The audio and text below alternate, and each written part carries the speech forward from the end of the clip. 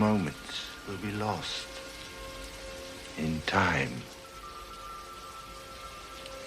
Like tears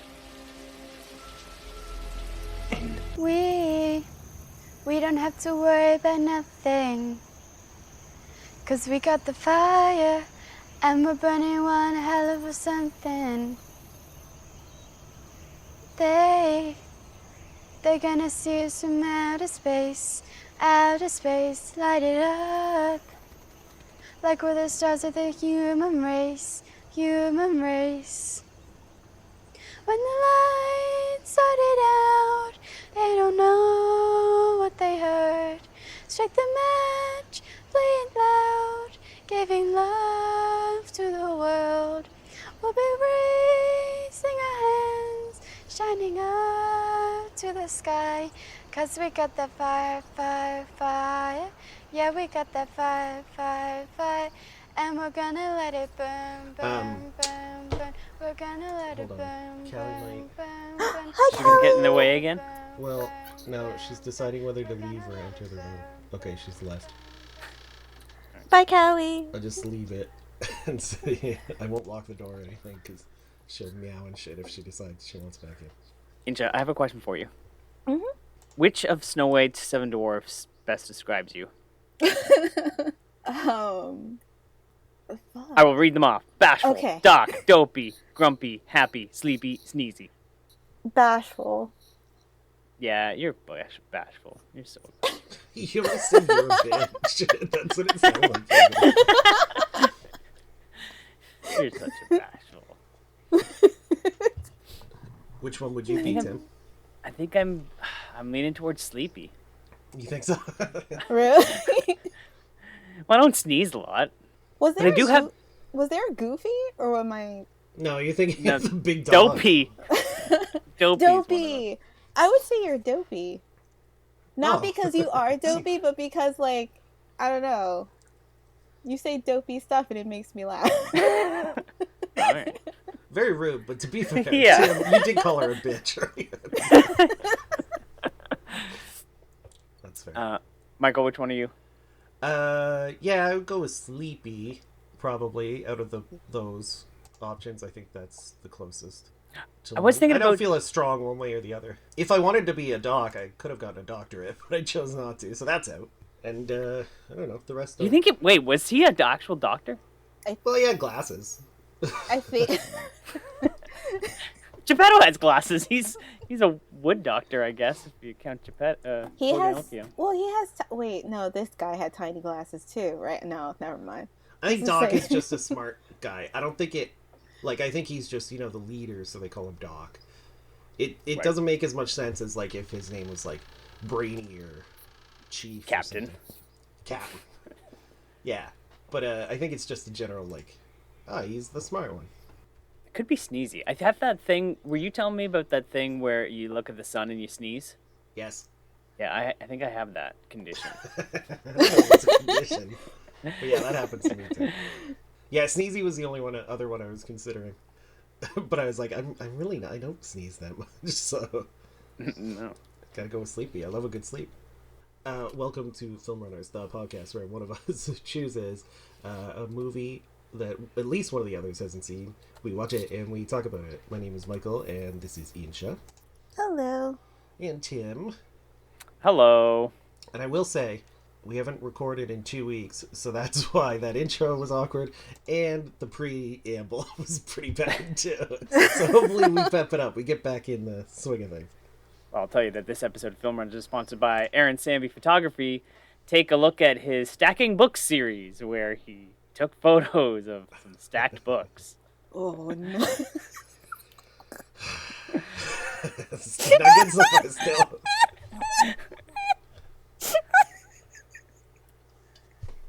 But yeah, if you're looking for some portraits or some sort of cinematography, check him out. Use code Runners10 when you talk to him. You'll know what it means. Tell him Tim sent you. Do you want to spell it? AARON.com. No, wait. Yeah, that's it. Go ahead. Yes, that's great. He does. AARONSAMBEY.com. I think it's Aaron Samby Photography. Or Well, I'm on yeah. his regular one. So Oh, okay. it works. He's got many domain names across the interwebs that you could use. Just pick one, and you'll probably get his website. Just Google his name, you'll find him. But ignore those results about the missing women and children. No, he's not a serial killer. I'm kidding. I don't know why I said that. And specifically, I don't know why I said women and children. We gotta cut all of it. Yeah, that's good. Yeah, so classic Insha pick. Classic Insha pick. And Insha's classic Insha pick was 2017's The Killing of a Sacred Deer. Written and directed by I hate this. Yorgos Lanthimos. I think it's Yorgos Lanthimos. See, you made me say that entire thing and you knew what it was. You knew the whole time. Pretty close. You were close. And I might be wrong, but that's the most Greekish I think it works. So. What's the story? Morning Glory. So it's about Steven, who is a surgeon, and he befriends a young dude, and at first you think it's To Catch a Predator episode, but then you find out that Steven actually kind of killed his dad and in surgery. And then Steven's family starts becoming paralyzed and he doesn't know why. And then you find out that the young boy it paralyzed his entire family, and he has to pick and choose which family member to kill to balance out what was done wrong to his dad. Yeah. Yeah, it's a retelling of Sophie's Choice.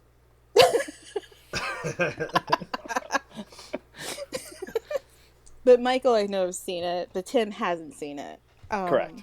So, Michael, your thoughts first. I had only seen it once prior, because it's, I don't know, not really the kind of movie you toss on and chill with occasionally. But I really liked it the first time, and I think it holds up. It looks really good. It's very funny and weirdly. I think I still like The Lobster better, maybe, but it's close. This might be my favorite of his, but it's close. I love it. Yeah, I think it's great. And Tim. Yeah, this isn't the movie for me, man. Shocker. Shocker. We'll insert the shocker music clip. I think I hated this movie for 50 minutes. Yeah, that's the point. And then I really liked it for a while, and I thought it was really, really good. Actually, that part. And then I hated it again in the last 5 minutes of this. When did you start liking it? When was it when Colin Farrell and the family are all trying to decide which one he should get rid of?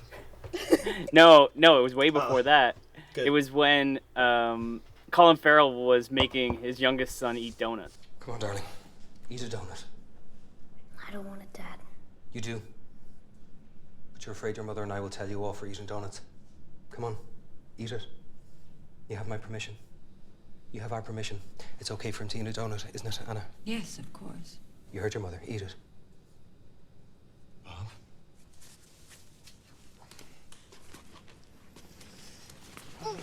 He doesn't want it. He'll eat it later. That's right. That's right. Eat it. Now, chew it. Swallow. Leave him alone. He said he doesn't want it now. He's going to eat them right now. He's completely run down. That's why he keeps falling over and crawling around on all fours. He's going to eat them, all of them. 5 minutes flat. I want to see that whole box empty. Like, just shoving them in his mouth. And then he threatens to shave off all of his hair and force feed it to him. Right. So funny. Yeah, I agree. That's sort of around the time where it gets funny. Like, prior to that, the only scenes that are funny are just the line deliveries. Like, Colin Farrell being like, casually at a dinner party, like, our daughter started menstruating. And the guy's like, oh, good. Great. But then it gets, darkly humorous around there. Yeah, I mean, I just like the whole, like, it started to get a little bit weird with the supernatural elements, and like it actually, I felt like something was happening. Like a lot of this movie for the first part, I don't know if I was bored or if I just felt like nothing was going, or there was no tension or what. I kind of agree in the sense that the beginning could be shorter, because I don't think it needed to tease out what the story was going to be that much. Like, I didn't find the mystery that interesting about the relationship between Stephen and Martin. But once you find out the crux of the story, then it becomes way more interesting. Like, I still didn't mind the beginning, but I agree that that's sort of the weakest part, the sort of fake mystery of, well, what's going on, like, what's happening, because it's not that interesting. Like, I'm enjoying watching it, but it's not, you know, yeah, not dying to find it. I just didn't really care about it, I guess. Like, yeah, I think because no, that's fair.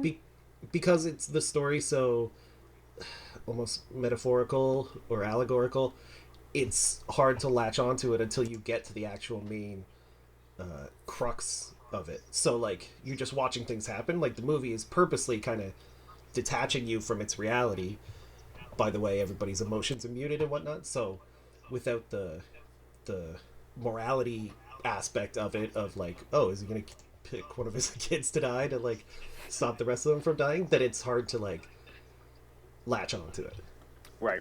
And I felt like that's when actually some emotion was coming on screen, which got me more interested too, because you're right, like the first hour is just so muted, monotone, boring, like, I don't know. It was like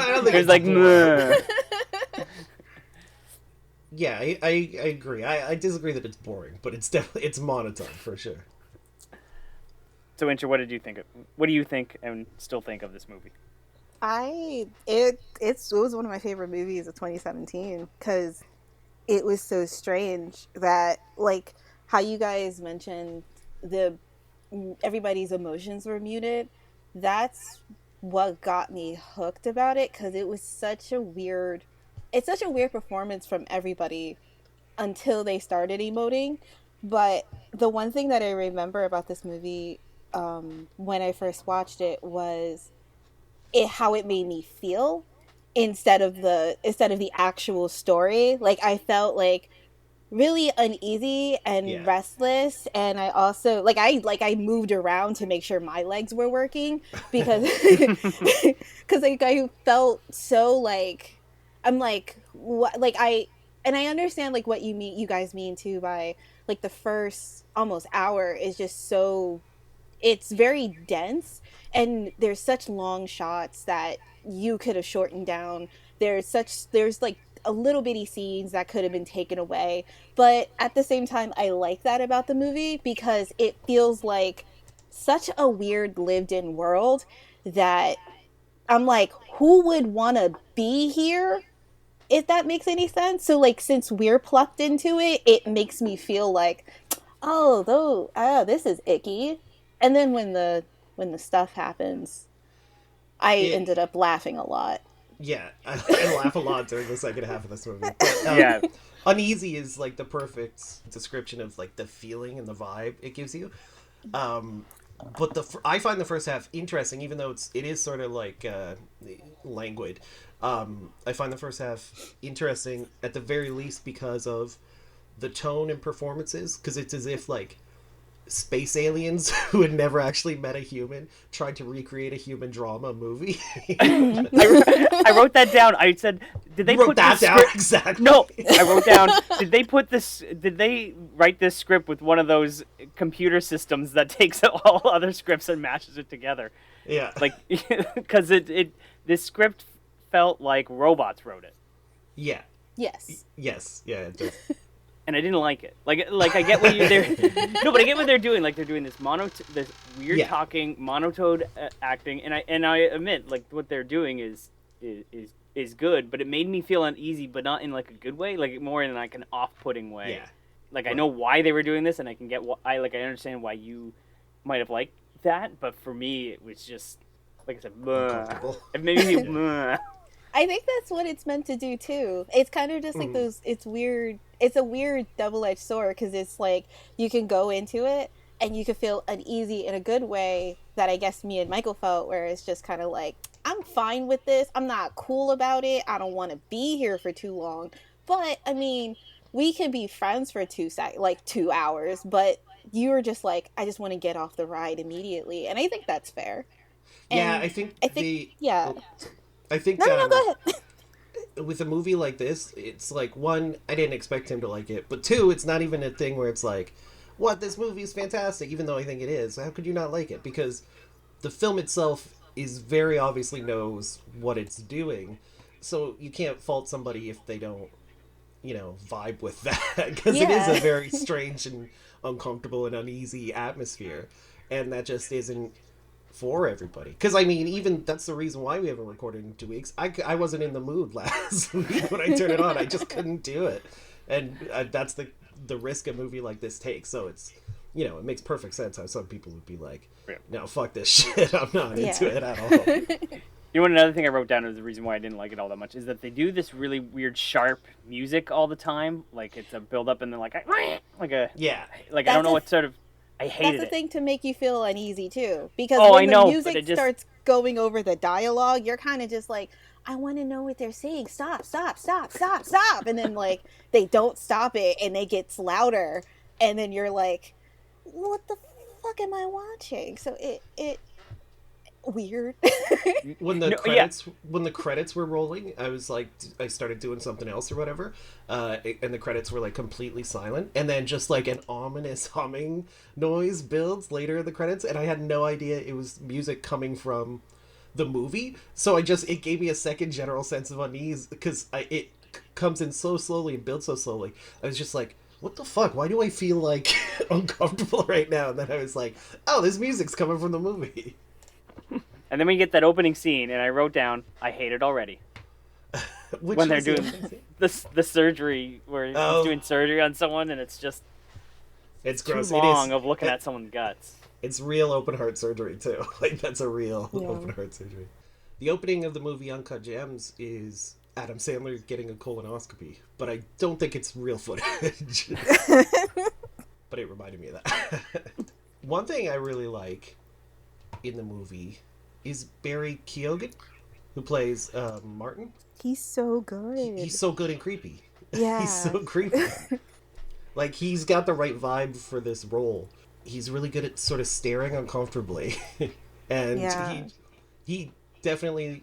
Actually, I will say all of the kid act... Not that he was a kid when he shot it, but the other two kids, they hit the right notes, too. Like, that fucking scene where they're both sick in the house and casually being like, oh, it's sad that you're the one who's gonna die, like, that's unfortunate. When you die, can I have your MP3 player? Just like matter-of-factly being like, oh, you guys are gonna... I want you to know that I'm really sorry, Bob. I really love you. We all do. Dad does too. But he's in a really difficult position and he doesn't have much of a choice. It's not because he doesn't love you. They bought me a piano. Mom told me to be here next month. They didn't tell you so you wouldn't be scared.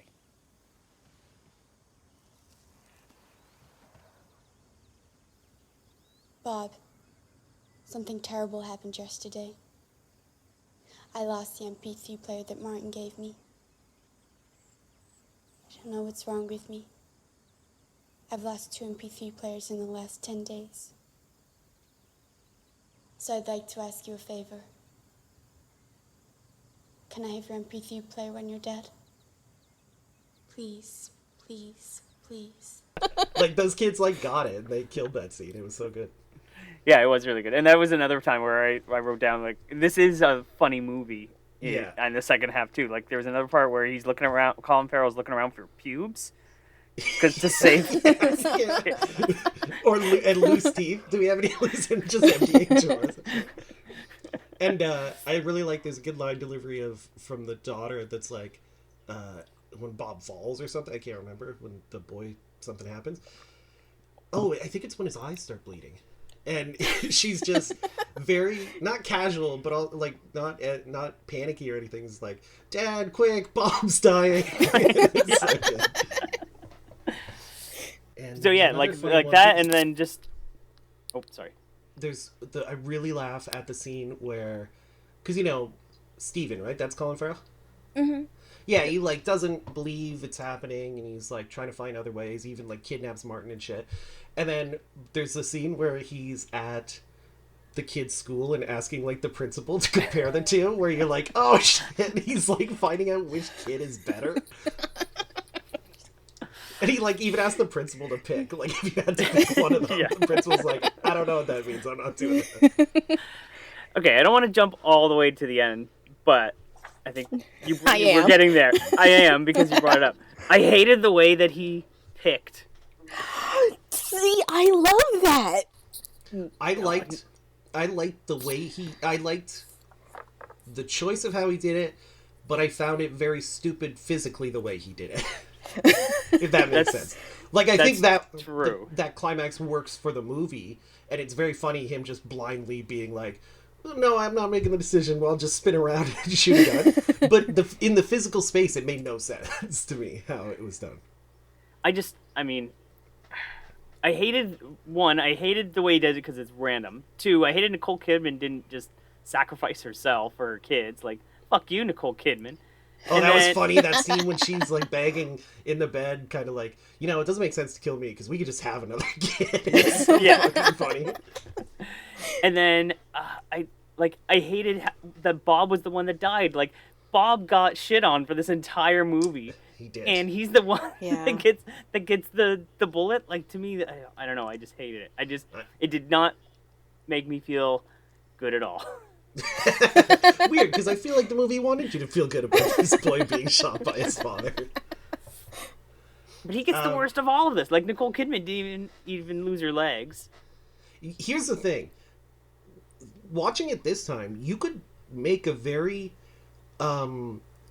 compelling argument that there is nothing supernatural going on, and it is like everything that's happening is a literal interpretation of what's happening instead of it being sort of like a cosmic justice kind of thing.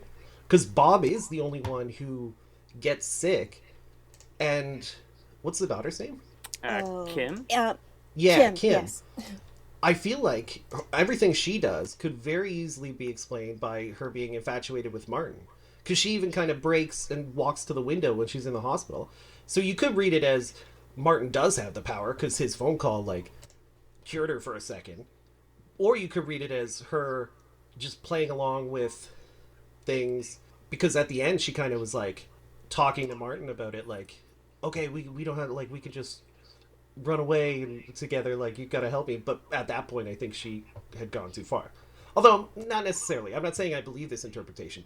But the fact that, like, Nicole Kidman doesn't get sick, you could easily explain Kim as just being into this boy so much she went crazy. And then it's just Bob who was sick for some reason.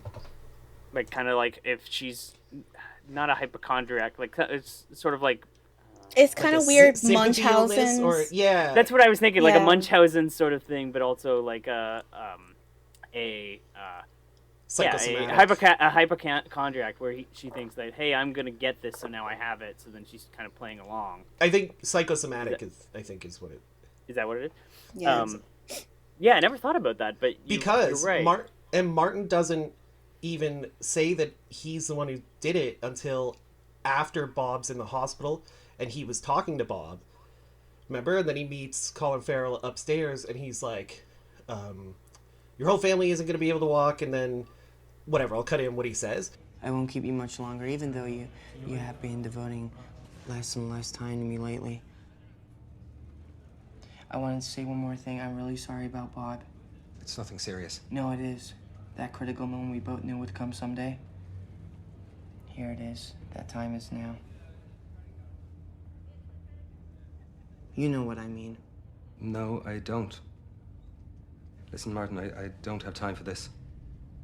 Okay, I'm gonna explain this very quickly so that I don't hold you up. Yes, It's exactly what you think. Just like you killed a member of my family, now you gotta kill a member of your family to balance things out, understand? I can't tell you who to kill, of course, that's for you to decide, but if you don't do it, they will all get sick and die. Bob will die, Kim will die, your wife will die. They will all get sick and die. 1, paralysis of the limbs. 2, refusal of food to the point of starvation. 3, bleeding from the eyes. 4, death. 1, 2, 3, 4. Don't worry, you won't get sick, you just gotta stay calm, that's all. There, I said it as quickly as I could. I hope I haven't kept you too long. One more thing. I'll be very quick. You only have a few days to decide who to kill. When stage 3 kicks in, you remember what stage 3 is? Is bleeding from the eyes. That's stage 3. Once the bleeding happens, it's only a matter of hours before they die. Okay, there. I have nothing more to say, unless you've any questions.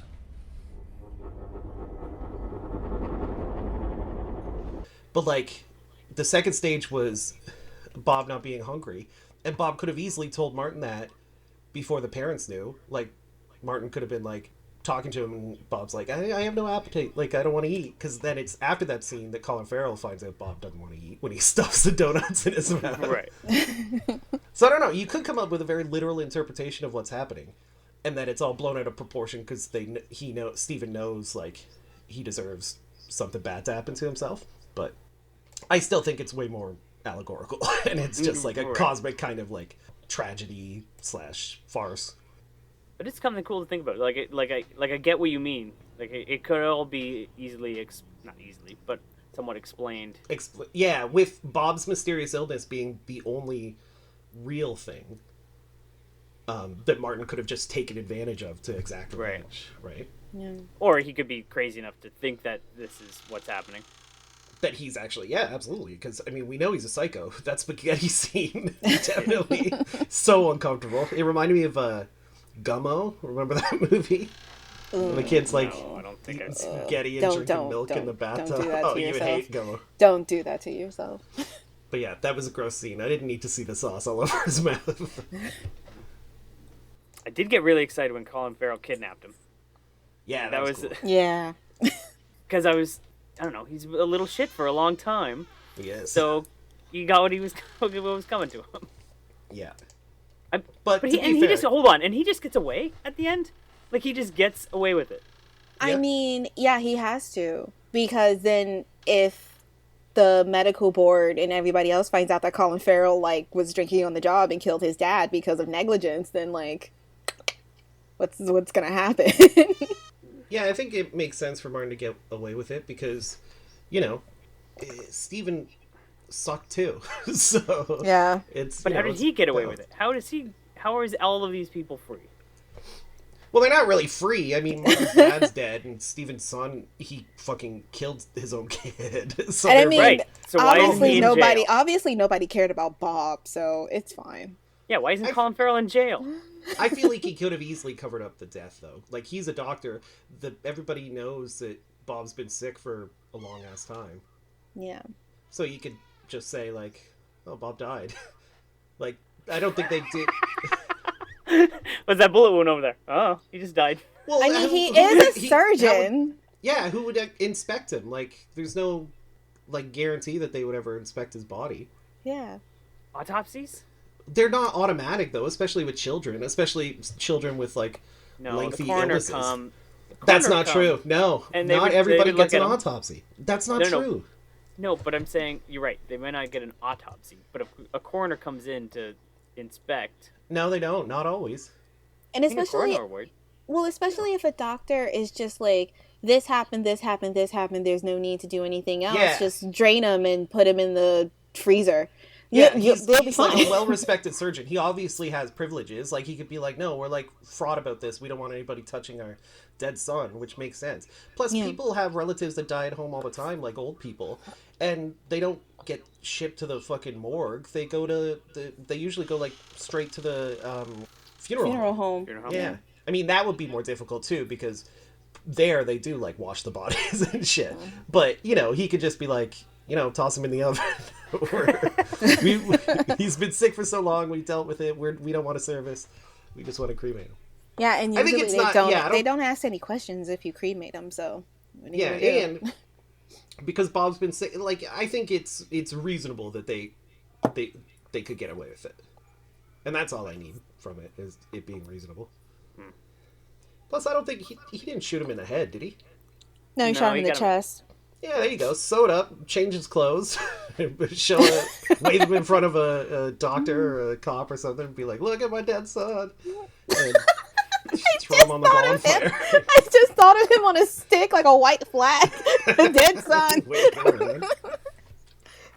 My poor, when I said it, I could only think of Heather's. I love my dead gay son.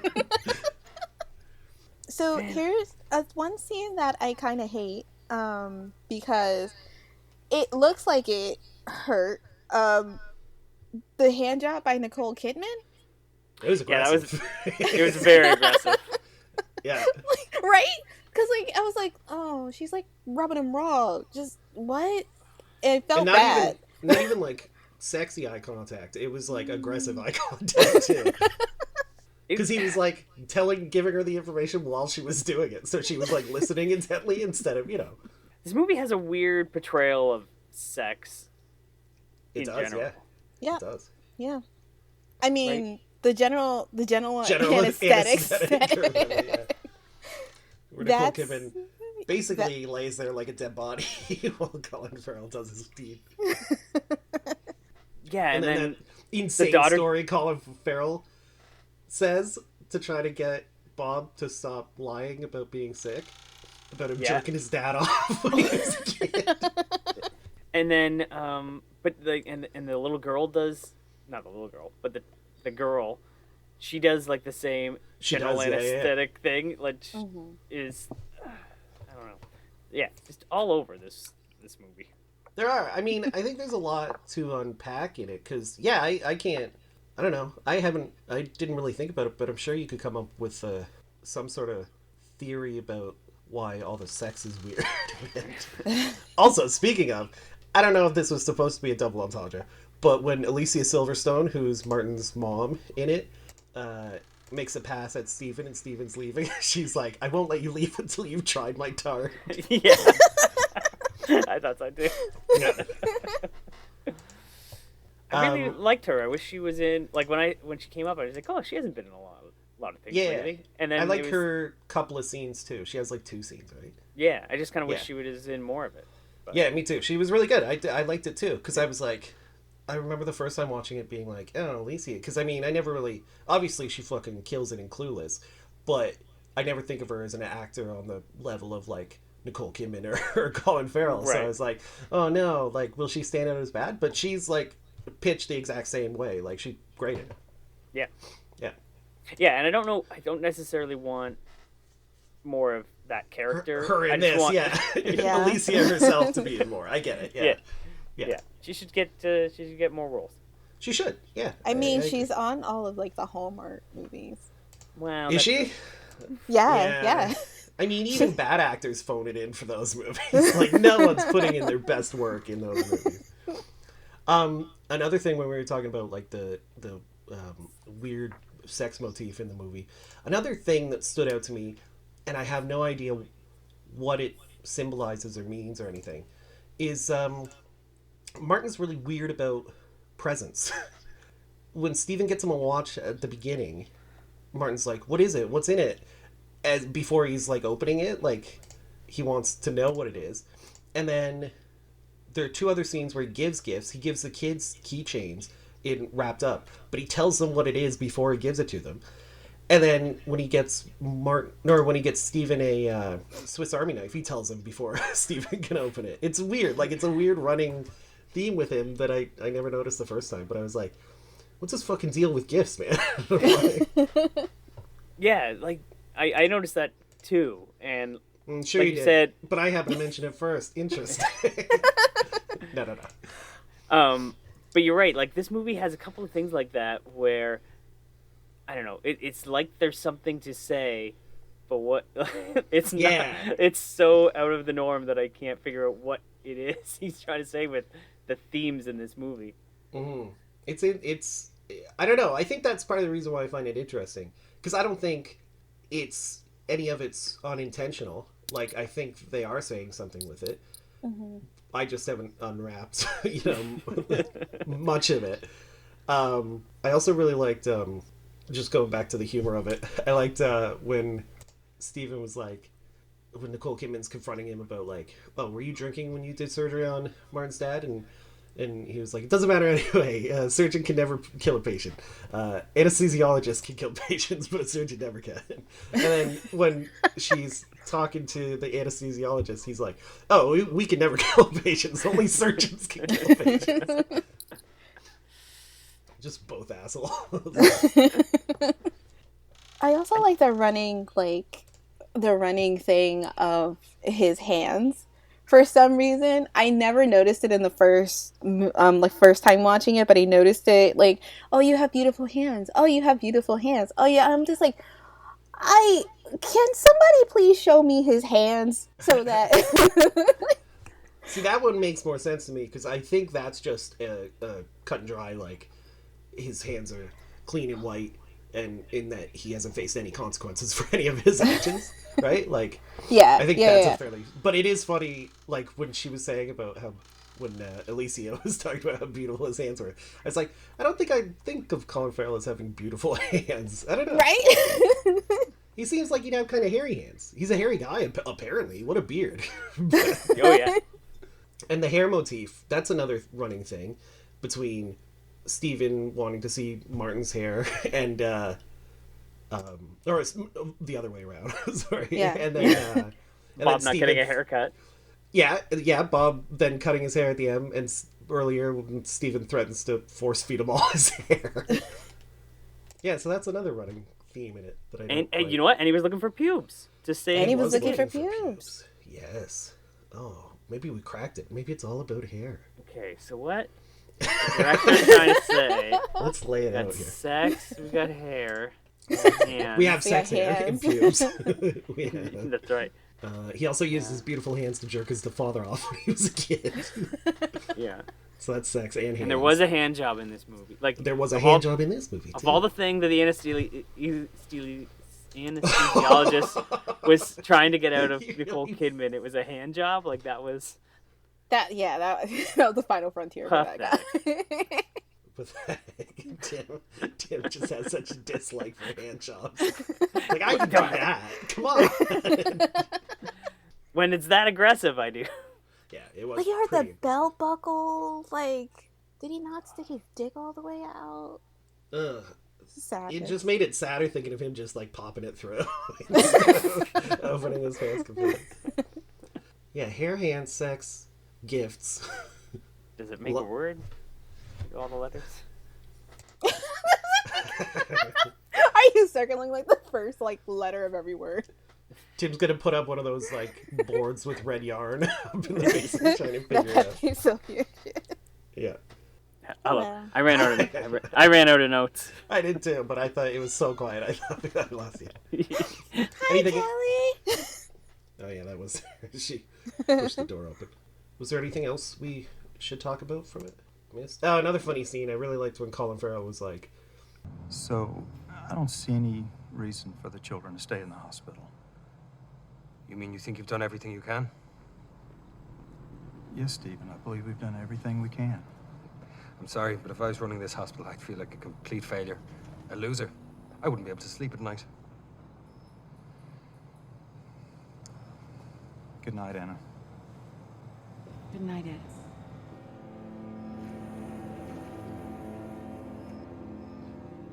he's so passive aggressive. I mean, bordering on just aggressive. Right.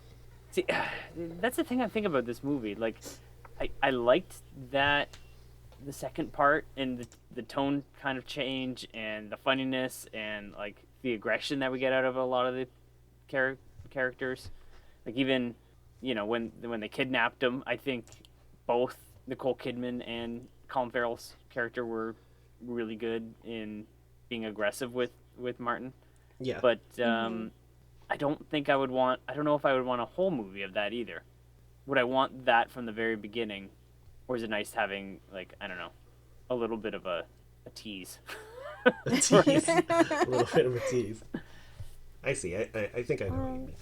But then again, they sucked it up on the movie. At the ending. They sucked it up on the ending, so. They sucked it up? I just hate the ending. The ending sucked. Oh. I love the ending. Yeah, I like the ending. I like the randomness of... Honestly, though, it wasn't random. They were going to kill Bob in the beginning anyway. I don't know why. They just, like, pop the shotgun at him and just blow him away. But that's another thing I wanted to say, too, is that, like, Martin says that as soon as they start bleeding from their eyes, it's too late. So I thought at least if he would have justified it and said, okay, Martin, you're going to die anyway. I'm going to kill you before the rest of us die.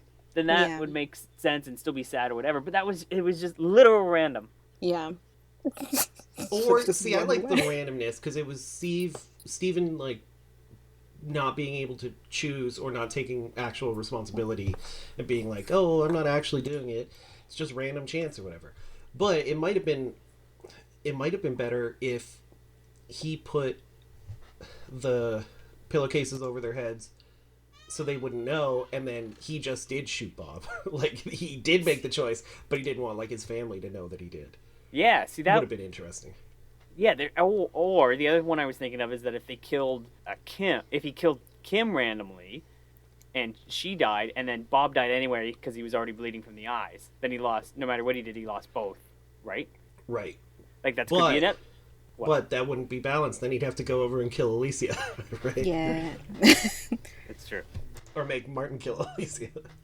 I also don't understand why Nicole, like, I do get it because it is his family, but I don't understand why Nicole Kidman was even a choice. Because the two kids already were going down a slippery slope, and Nicole Kidman wasn't even there yet. So it was like, just put the hood over your head and then, like, spin around and kill one of your kids, not almost kill your wife.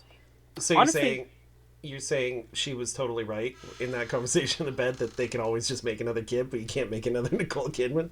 I mean, yeah. Like, honestly, are you going to find another hot wife like that? Well, Colin Farrell. Well, Colin Farrell would, yeah. Yeah. But that's the thing, like, I had to think about it later in the movie because she wasn't showing any symptoms and nothing happened. I was like, oh, maybe it is, maybe he only has to choose between these two. Because she had no symptoms, it kind of made me think, like, okay, so why does Nicole Kidman get the easy route here? She's probably not going to die, and I don't know if he was actually going to kill her because there's no tension between them in the entire, well, I mean, a little bit, but like, there was nothing made me believe that he would have chose Nicole Kidman. So there was no tension there of wondering, oh, is he going to kill Nicole Kidman? And I wouldn't even think that, like, I don't even, like, again, we don't even know, like, how Martin really did what he did, but, like, I don't even think that he did anything to Nicole Kidman. Like, there was a part where she was just like, he was like, Anna, if you're going to do something, you have a couple of minutes. And that made me kind of think about it a little bit more, like, his mom's the only one left. Like, Martin's mom is the only one left. If, like, Steven decides to do anything, it has to be between the two kids. But I wouldn't necessarily... And, like, she was always really... She's standoffish but kind to him.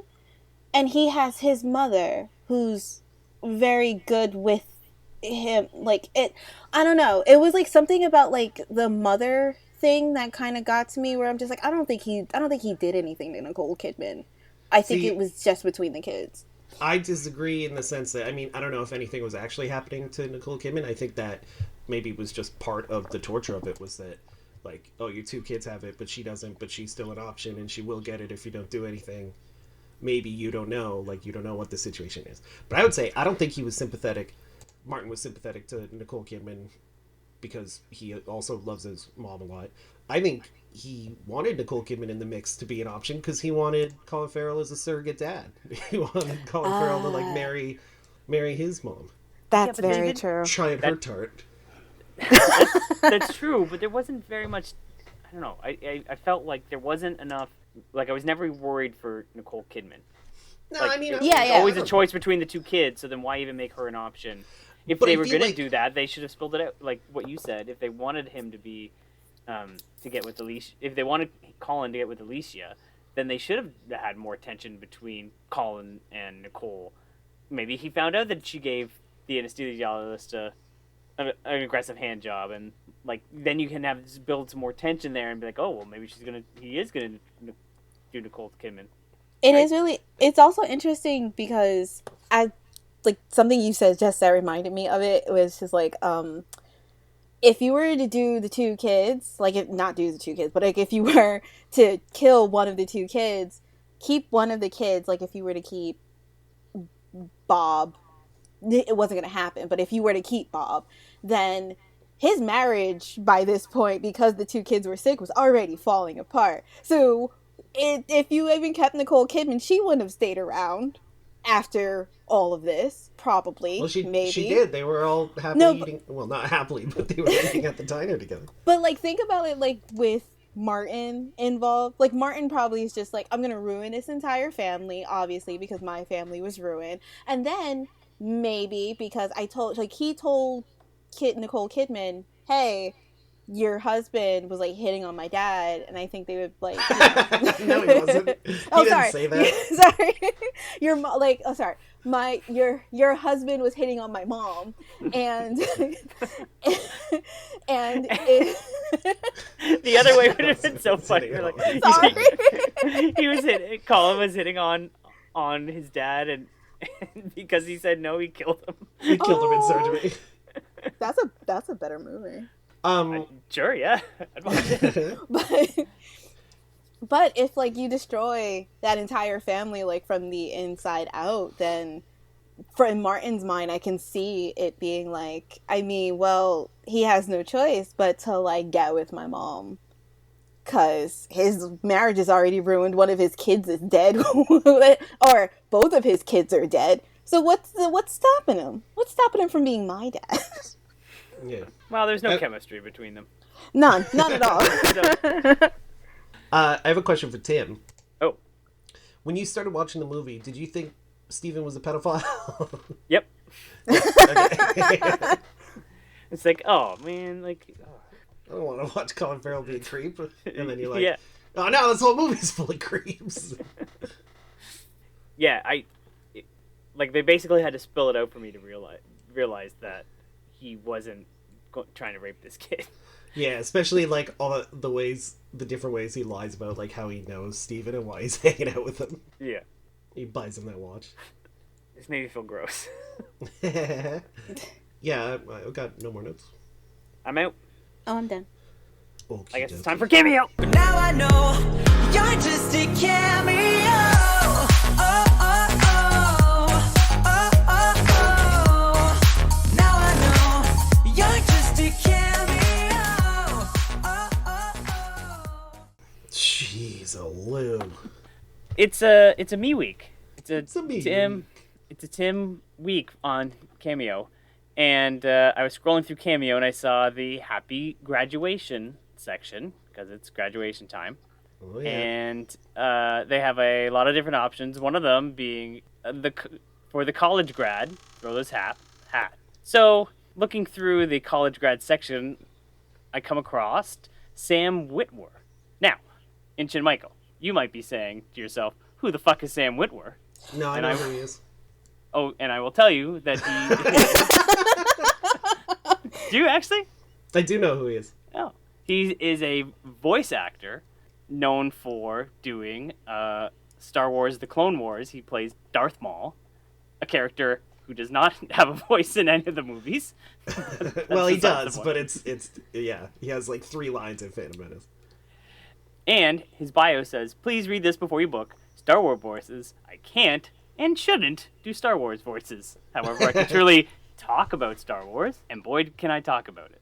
That's fair. So, of a character who he plays a voice actor of a famous character who only has 3 lines and won't do his voice. Well, he might, the way you worded it sounds like he might legally not be allowed to do it.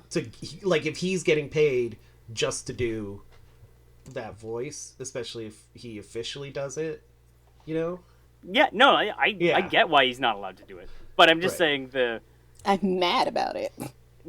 I mean, why would you book him if he can't do the voice of a character who doesn't have lines in the movie. He can talk about it. Yeah, he can talk about it. And if, like me, you actually only know him from a few episodes of Smallville, where he played Doomsday, or a few episodes of Battlestar Galactica, where he played, I think his name was Crashdown or something, then you might want him to talk about that instead. He might be able to do a voice for those. Those are off the air. So I think he just used his real voice for those. I don't know. I think he kind of has to use his voice for that. So you're... Well, anyways, so responds in 3 days. Sorry, I was going to say, to give you more info on him, he typically responds in 3 days. Reviews, he has 126, all 5 stars. And he has 100,000 in his fan club. Jesus fucking Christ. Yeah. Good job. Way more than I expected. Sorry, Mike, I cut you off. I can't remember what I was going to say, so let's keep going. I have a question. Sure. This is a stupid question because I don't know if it's true or not. Was he the Darth Maul in Solo? No. No. No? I don't know if he did the voice, but that was Ray Park in Solo. Oh. Oh, yeah, that's right. Duh. Okay. Oh. And, Peter Serafinowicz did the Darth Maul voice in Phantom Menace. But Ray Park played him in that. So what would you get pay for the college graduate to get Sam Witwer to talk? College grad's a weird category for it, too. I totally forgot about that aspect of it. The only thing I can think about is that of, like, the prequel meme stuff happening. I get, well, I mean, you're absolutely right. But, I mean, he wasn't actually in... But I guess the kids who grew up watching the Clone Wars cartoon would be graduating some high school, maybe? I don't know. Yeah, and I think anything that counts as a prequel, like the Clone Wars, because it happened before the original saga, counts as a prequel, and it gets to be memed. I think people just also legitimately like that show. I haven't seen the Clone Wars cartoon, but I think people actually do like it. That's I haven't seen the newer one, but I saw the 2003 one. That had, like the actual cartoon one? Yeah, the one that had like the kind of the Clone High sort of art style to it, or Dexter's Laboratory. Gendy Tarkovsky, is that the guy who does those? I don't know, but it kind of had that. Yes. He did like style. Samurai Jack too. Yes. Right? Yeah. Yeah. Those are cool. There's a Mace Windu one that rules. Yeah. Yeah. I watched. They actually. I like those, but I never watched like the CGI animation ones. No, me neither. Oh, that's where I know this guy from. He was in fucking Being Human, the US version. He was, you're right. It's funny, I'm picturing you actually on his cameo looking at No. I looked at his instead like of Googling him. Yeah, I looked on his Wikipedia because I was just like, I know who this person. And he did voice Darth Maul in Solo. That makes sense. Interesting. So I've never seen Being Human. Don't look at the if you want to. Don't look at the U.S. version. Only look at the U.K. version. It's about a ghost, a werewolf, and a vampire who are roommates. Oh. Yeah. Bet you get some hilarity ensues there. I think it's more of a drama than a comedy. But I think there are gags, right? Yeah, there's some funny things that happen. Yeah. Like the ghost is trying to have sex with the vampire in some way. Whatever. Like they don't know how? Like. Yeah, because she's a ghost. And then, like, they fall in love, and then she's just kind of like, so, you wanna? And he's just like, the fuck, dude? Like, I can't do anything about this. They should make it a love triangle where the vampire wants to fuck the werewolf. Yes. And the werewolf wants to fuck the ghost. And then the ghost wants to fuck the vampire. That is a triangle, all right. Right? 3 points, baby. Back to this dude. Yeah. I think this is going to be a tough one because my initial thing would be $25, $30, but hearing how many people are in his fan club, how many reviews or how many cameos he's done so far, like over 100, right? 126. So I feel like it's got to be reasonable, but I think I'm underestimating it. So I'm going to guess 80. So $80. All right. Also, 3 days is crazy. What are you doing, Sam Witwer? I'm gonna say 75 because it'll be difficult. And because I really like Darth Maul, so I'm hoping he's charging like under $100, but over 50. Yeah, 100 over 100 seems wild to me. I can't imagine, but yeah, I do think my initial impression is maybe too low, so I'm happy with 80. 75 makes sense too. Yeah, like he's a sweet spot of I'm in Star Wars, so I can be entitled to this money if I wanted to, but maybe I'm humble enough that this will be okay. Like he knows. I mean, he knows he's not A-list or anything, but I bet he cleans up at conventions and shit too. Yeah. So. He pushes the table back to where he cleans up. He literally cleans up. Darth Maul, he sweeps with like a double-ended broom. Well, I'm glad you feel like he's worth $75, Insha, because that you are exactly right. $75. She did just look up his cameo on Wikipedia. I didn't. Oh my god, I have the Wikipedia on my phone. Well, we'll never know. Oh. Yeah, there's no way for you to exit a tab. So if you have Wikipedia on your phone, you must have had it up there all the time. Yeah, but I'm also trustworthy, unlike you. Thank you very much. This is a bold claim from a person who literally just cheated in Cameo. I think it's more. You're right, because with you going with $80, 75 is a pretty close guess. I don't know. I think like, that's you think you would have went accurate. bigger or small? No, it makes sense. That's where my head's at. I mean, it doesn't really make sense to me. $75 for a Sam Witwer cameo. It makes sense to me. I could not believe how many reviews and fan club he had. Yeah, the amount of it made me think like, oh, no way is it going to be $25. It's got to be more. That's all I really, all I would know him from is the Clone Wars. So it's just funny that, like, Darth Maul, being the voice actor for Darth Maul is a funny thing to begin with, because I'm pretty sure he had no lines in the movie, but... No, you're wrong. Well, first of all, you're wrong about that. No. Second of all, he didn't play him in the movies. He played him in a thing where he did have a bunch of lines. So I don't know why that's in... But, like, having a silent character suddenly come back and also talk...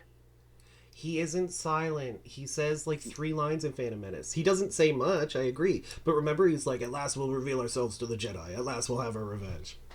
Does he say that? He says that and, like, 2 other things, dude. But only when he's, like, talking to... Sidious? Is that his name? Yeah. The Emperor. Yeah. I'm gonna cut in all 3 lines. Tatooine is sparsely populated. If the trace was correct, I will find them quickly, Master.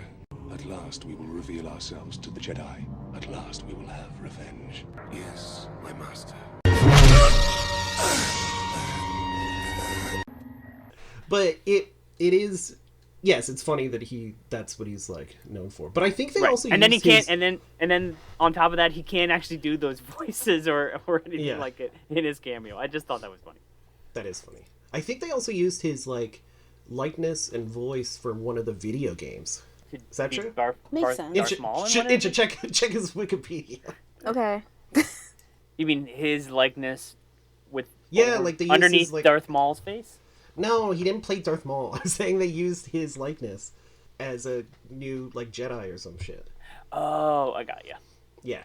Well, that's pretty cool. Yeah. What is it? Video games. Oh god, now I gotta go back into career. Ugh. Role-playing games. Nope. Star Wars. Seeing a bunch of them as Darth Maul. Yeah, because it's like the Clone Wars. He voiced the son. He voiced the son? The son? Oh, S-O-N. S-O-N. Oh. He voiced the son in Star Wars. These Star Wars are getting crazier and crazier. 2020 for Star Wars Jedi Temple Challenge, he was cast as an unidentified dark side character. Oh. That's weird. That's weird that they... I found it. It's The Force Unleashed. The Force Unleashed. He was the main character. Oh. If you ever played No way! Yeah. I never played it, but Starkiller? I remembered it. Yeah, I've never played it either, but I remember like the trailer for it. Yeah. They're good. Anyways, $75. Would you cameo? Yes or no? Cameo? I say Cammy, yes, because clearly it's effective, and I wouldn't do it. I don't get it, but I don't think it's outrageous, so I'm saying Cammy, yes. Okay, Insha. He voiced Darth Maul. Cammy, yes. No, I'll disagree with you guys. It's a Cammy, no. Like, yeah, I think I would have liked your initial thoughts of like $30 or $40. Yeah, I would have liked that too, but I don't think it's crazy. I don't think No. 75 is insane. I mean, getting 126 of them is pretty good. Yeah, he's doing all right. And that fan club, I bet he gets... You know what? And apparently he is like a Star Wars nerd on top of doing voices. So I bet... Because you know how you can... do we know how the fan club works? But presumably you can like chat with him or get other videos for whatever you pay. So it'd be kind of neat to hear him like talk about behind the scenes Star Wars shit. Yeah. So if you're a big fan, I get it. Yeah, I guess. It can be those prequel memers, then you could... Prequel memers. Get out there. No, the Whitwer heads out there. Anyways, this was Cameo! Now I know you're just a cameo. Oh, oh, oh. Oh, oh, oh. Now I know you're just a cameo. Oh, oh, oh. Ah! Okay. Now what? Film, run, walk, or crawl. Film, run, walk, or crawl. Yeah. Insha, would you film run the killing of a sacred deer? Yes, absolutely, 100%. And I know, it's not like a movie to watch and then watch again and then rewatch. But upon this watching, I'm like, oh, I kind of want to rewatch it. So, yeah, great acting, really uneasy performances and vibe all around it. But I love it. So, yeah, film run, Michael. Oh, yeah. I agree. It's a film run. I enjoyed it as much this time as the first time, and I agree kind of with what you're saying, in the sense that us talking about the hair and the hands and the sags, I was like, I kind of want to watch it again too and pay attention more to those details to see if I could piece something together for it. Yeah, film run for me, but I totally get what Tim's about to say. Tim. Film crawl. This movie made me feel blah. It had a lot of good spots in the middle, and then I hated the ending. So, yeah, film crawl for me. Fair enough. Recommendations. I'll go first. The Lobster by the same director, I think is good, and more funny, less bad vibes. So I feel like I still don't think you'd like it, Tim, but you'd like it more. Right. The Exterminating Angel, which is an Italian movie or a Spanish movie? Italian, I think. That also involves seemingly supernatural events affecting very bougie people that they can't explain. Eyes Wide Shut, because Nicole Kidman's great in that. And we need to talk about Kevin, because it has a douchebag young man in that. If you want to see Colin Farrell again, you can watch one of my favorite movies, Minority Report. That is a great movie. No, I'm not laughing at it. I just, because in my head, I thought you were going to say, like, Daredevil or something. My favorite movie is Daredevil with Ben Affleck. With Ben Affleck. He plays Jennifer Bullseye. Garner. Yeah. Anyways, and if you want to see another movie where a dad kidnaps a kid and punches him, you watch Prisoners. Yep. It's accurate. Two of the director's movies that one will make you hate everything about life. Dogtooth. Yeah, I didn't want to recommend that one because I didn't want to explain it to Tim. And the other one that is funny yet tragic, but overall kind of has a better vibe to it, The Favorite. If you want to see more of the daughter, The Other Lamb is fantastic. And two movies that will make you feel uneasy, The Invitation and First Reformed. Don't at me. I love it. I feel like you've recommended The Invitation like a lot. I have, because I need the world to see it. Tim, have you seen The Favorite? with No. Emma Stone and Rachel You'd Weisz. like that one way more than this one. I think you might. Where it's like there's like the Queen and they're both her lovers at different points. You sure you didn't watch it for like the Oscars one year? No, I don't think so. Have you ever seen Emma Stone's boobs? I don't think so. Okay, he's never seen it. That's the one thing that I thought of, because I'm like, oh, Emma Stone's showing Did tits. she show them in Crazy Stupid Love? No, not at all. Weirdly, It's like an art film. That like PG-13 romantic comedy didn't have Emma Stone's full frontal. But you know what? Fingers crossed for Cruella, man. Maybe you'll get It does not have Emma Stone boobs, sadly. No way. You're telling me the Disney movie doesn't have nudity? Insane. Sadly. Yeah, you would maybe like The Favorite more. It's more of a straight up comedy. It doesn't really have fucked vibes like this one does. So I think you'd like it. Tim. Classic Tim pick next week. Yes. Next week, Insha, I hope you're ready. Because we are taking you to The Rock. Oh, finally. Yay. And you know we what? Not watch The Rock?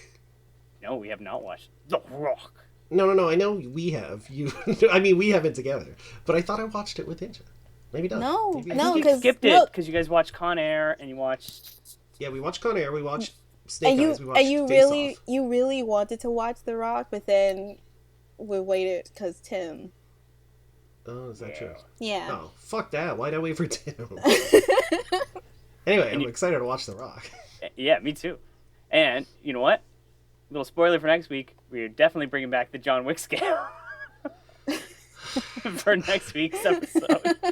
Well, yeah. Well, you mean the face? Here's the thing. Actually, this is an Face-off interesting one to bring it back because a little preview of what I think your difficulty will be next week is that one, it meets the John Wick requirements because it's literally the name or the nickname of the place that they're at. However, the title line is so egregious that I think it also hits your face-off criteria. So I'm excited to see where you land on the scale. That's right. Interesting.